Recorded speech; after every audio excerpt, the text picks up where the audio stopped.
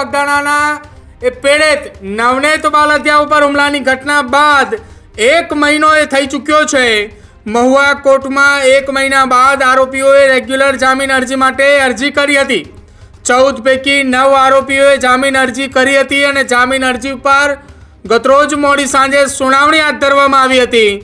9 આરોપીઓએ મૂકેલી જામીન અરજીમાં તારીખ પડી છે। મહુવા કોર્ટમાં 2 ફેબ્રુઆરીના રોજ વધુ સુનાવણી હાથ ધરવામાં આવશે। આ કેસમાં 15મો જે આરોપી છે જેને આગોતરા જામીન અરજી મૂકી છે।